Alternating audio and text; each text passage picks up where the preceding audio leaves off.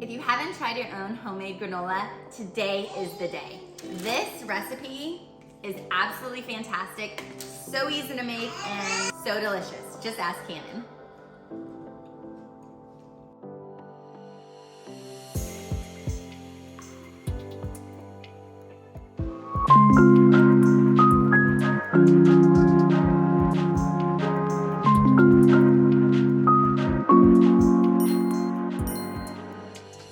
Hey guys, so today I am making the easiest granola recipe that you have ever tried.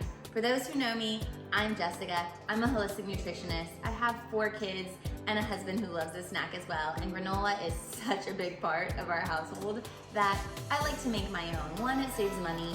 2, you know what ingredients are in it. 3, it's just all around healthier. You can have it fresh. It tastes so much better. So keep watching for the full recipe and I promise you will love it as much as we do. All right, to get started, I am using the leftover pulp that I used for my oat milk that I made. It's wet, so you want to use it right away. Otherwise, you have to keep it in the fridge.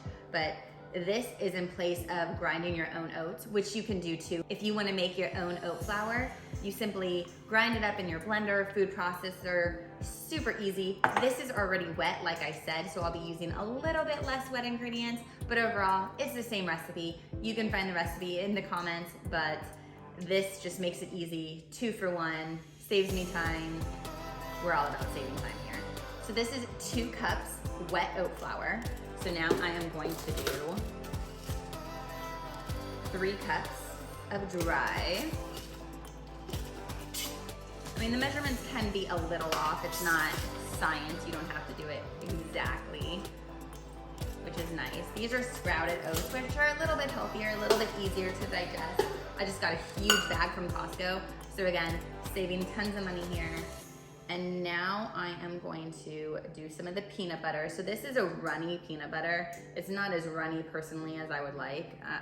I don't know why this one is so hard. I don't usually buy this brand, but we were at Trader Joe's and you all know I love Trader Joe's from my grocery hauls. So we're just gonna go with it.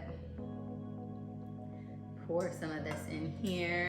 I'm going to do 1/3 of a cup. So because I made this so much, I can just use my eyes to measure. You can pour it in a cup if you would like, but I like to get as least things messy as possible. So I'm going to do it this way. And then using a 1/4 cup of coconut oil. You can also use melted butter, but I like to use coconut oil because this is already melted. Again, saving myself a step. And we love the taste of coconut oil. Some people don't, which is why you would want to use butter. You can even use olive oil or avocado oil, whatever you have on hand. Make it easy on yourself. And the recipe calls for 1/2 cup of maple syrup or whatever sweetener. If you want honey, go for honey. I personally don't like to bake honey because it ruins some of the antioxidants that are in it, which is why I'm using maple syrup. I'm going to use just a little bit less because the stuff is already wet. And I personally don't want as much sweetness in here, but if you're all about the sweet, go for it. You can also use a little stevia instead. I'm just gonna use this knife because it is also dirty. So just mix this up here. You wanna make sure everything is nicely coated. Once I start getting it worked in, I am going to use my hand. So yes, that will be messy, but I'm all for it. Sorry to mess around here, so. And then before my hands get too messy, I am grabbing my baking tray. And then I like to use parchment paper. So I already got off a perfect piece of parchment paper so it doesn't stick, less cleanup, makes it much easier to break up too when you're done. And then just a little bit of salt. I'm just doing a couple little pumps there. I am using roasted sunflower seeds in here. So once this is a little bit better mixed, I'm gonna add those in. That just gives a nice extra crunch. You could add almonds, you could add peanuts, whatever you want. But those are already slightly salted, so I don't want to add too much salt in here. I can already start to smell it. It smells so good. My family is going to love this. So what do you guys use this for? My kids love themselves some cereal. Here's a fact. When I was growing up, cereal was my absolute favorite recipe. Or not recipe, I guess you could call it recipe if you wanted. Absolute favorite meal. I'm just using about a quarter cup of these or so. I ate cereal, obviously for breakfast, and then before gymnastics, I would eat a bowl of cereal. After I came home from gymnastics, I would eat a bowl of cereal. No, it's not the most healthy thing in the world. My mom was no nutritionist. She did try to feed us lots of vegetables, so I did get my fair share, trust me on that. But cereal was always my go-to. Always had a bowl of cereal, and now I love cereal, which is why I make cereal bars, and I let my kids eat cereal all the time, but I definitely don't let them eat the sugary cereals that you will find at the store, like Lucky Charms or Frosted Flakes or anything like that. But there are, I mean, we eat Panda Puffs, which are basically a peanut butter cereal, right? Here goes the dirty hands. So my kids do love themselves some Panda Puffs, but I'll mix it in with, basically, it's like Cheerios, it's just a healthier alternative that doesn't have like phosphate, because that's a whole nother story. We don't want to have anything with glyphosate in it. So here we go. All right, you can see the stickiness. But once this bakes, it'll all come together really nicely. And you want it to cool so that it's not super sticky. But right now, it's sticking in.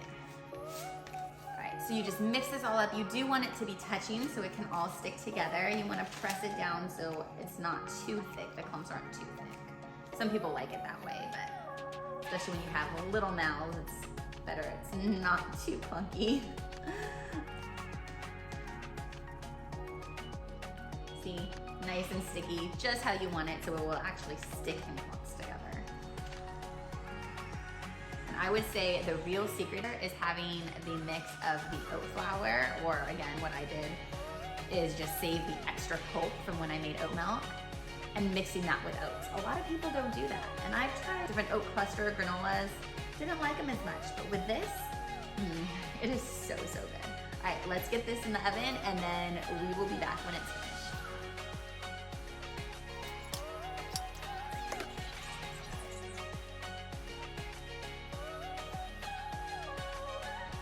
Okay, so the granola is done. I'm going to take it out of the oven. I wish you guys could smell this. It smells absolutely fantastic. What you didn't see in the interim was me spilling coconut oil all over the counter and all over the floor. So that was really fun to clean up. But now I have this to reward myself, so it can't be all that bad, right? I am gonna let this cool. That is the most important step in this, besides the oat flour. I said that first, but number 2 would be letting this cool, because if you don't let it cool, it won't stick together. So yes, you could have a little piece or two now, but really let it cool before you break it up, and you will see how delicious this is when it's all done. Okay, so it's been about 20 minutes or so. This is nice and cool. The pan is pretty cool to the touch, I would say. Let's see how easy this is to break. Perfect little pieces of crunch. So you can see, I don't really have to break it. If you cook it too long, you do have to break it. And like I said, I do recommend you letting this cool all the way so that it's more on the crunchy side. Right now it's a little bit moist, but let's take a bite. This is so, so delicious. I think I might have some cereal right now. So thank you guys so much again for following along. I hope you try this recipe. Let me know in the comments if you do. It is so good. And my favorite part is that you can mix whatever kind of nuts you want. You can put in honey, you can put in agave, any kind of sweetener, and make yourself your own homemade granola to save you money, save you time, and add deliciousness to your life.